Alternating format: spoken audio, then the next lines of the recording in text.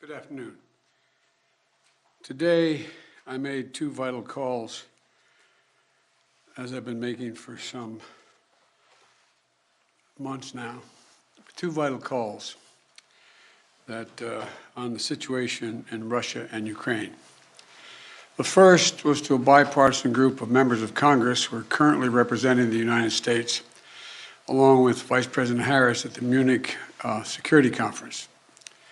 The second was the latest in a series of calls over the past many months with the heads of state of our NATO allies and the European Union, to bring them up to date on what the United States thinks is the current state of affairs and what's likely to happen in Ukraine in the coming days, to ensure that we continue to remain in lockstep, that is, the European Union and NATO.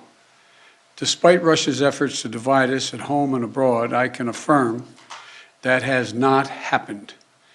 The overwhelming message of on both calls was one of unity, determination, and resolve.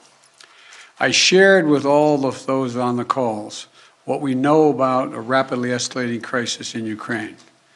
Over the last few days, we've seen reports of a major uptick in violations of the ceasefire by Russian-backed fighters attempting to provoke Ukraine in the Donbass.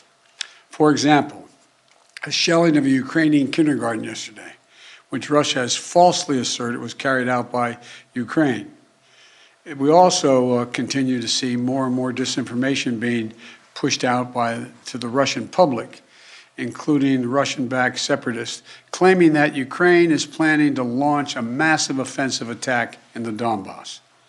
Well, look, there is simply no evidence of these assertions, and it defies basic logic to believe the Ukrainians would choose this moment, with well over 150,000 troops arrayed on its borders, to escalate a year-long conflict. Russia's state media also continues to make phony allegations of a genocide taking place in the Donbass and push fabricated claims warning about Ukraine's attack on Russia without any evidence. That's just what I'm sure Ukraine's thinking of doing, attacking Russia. All of these are consistent with the playbook the Russians have used before, to set up a false justification to act against Ukraine. This is also in line with the pretext scenarios that the United States and our allies and partners have been warning about for weeks.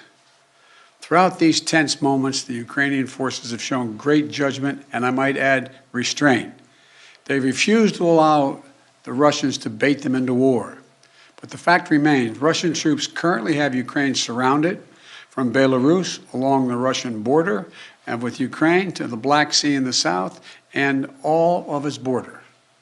You know, look, we have reason to believe the Russian forces are planning to and intend to attack Ukraine in the coming week, in the coming days. We believe that they will target Ukraine's capital, Kyiv, a city of 2.8 million innocent people.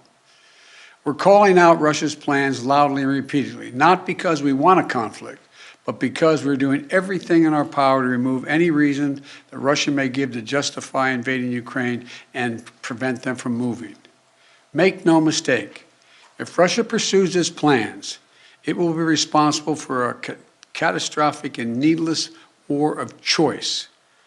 The United States and our allies are prepared to defend every inch of NATO territory from any threat to our collective security as well. We also will not send troops in to fight in Ukraine, but we will continue to support the Ukrainian people.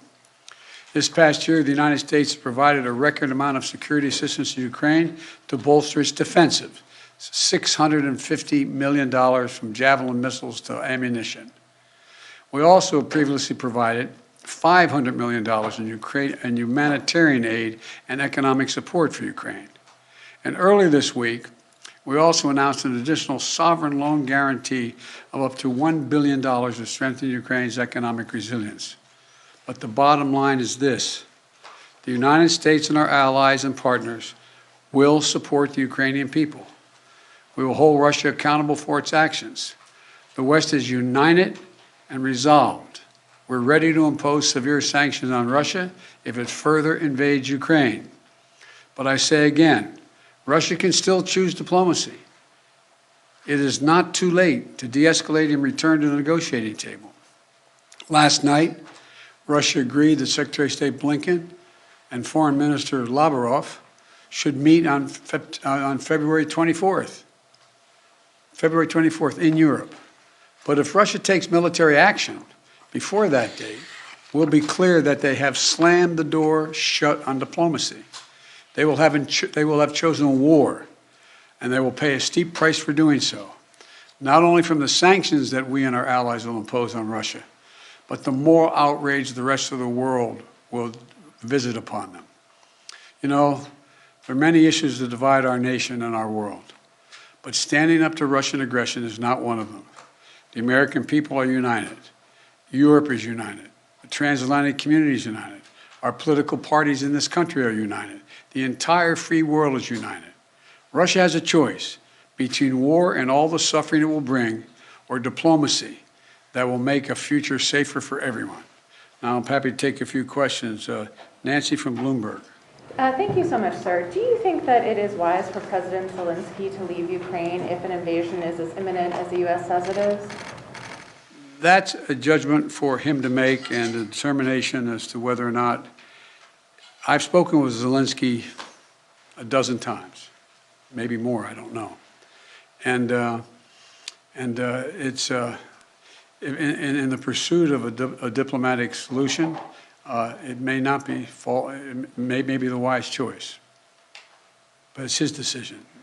And do you have any indication about whether President Putin has made a decision on whether to invade? Do you feel confident that he hasn't made that decision already? As of this moment, I'm convinced he's made the decision. We have reason to believe that. There seems to be a unanimity of spirit between the United States and Europe to do some sanctions, a comprehensive sanctions, but is everyone on board with the exact same sanctions that you want to do? Yes. There will be some slight differences, but there'll be more add-ons than subtractions. And President Putin is going to oversee some nuclear drills this weekend. How do you see that happening? What's your reaction to that, sir? Thank you. Well, I don't think he is remotely contemplating using nuclear weapons. But I do think I think he is focused on trying to convince the world that he has the ability to change the dynamics in Europe in a way that he cannot. But I don't, how much of it is a cover for just saying we're just doing exercises and there's more than that, I just can't, it's hard to read his mind. Mr. President, to be clear,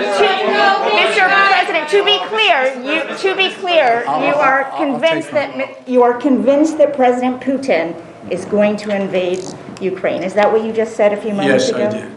Yes. So is diplomacy off the table then? No. Until he does, diplomacy is always a possibility.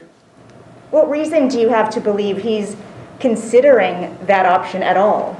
We have a significant intelligence capability. Thank you very much. Thank you.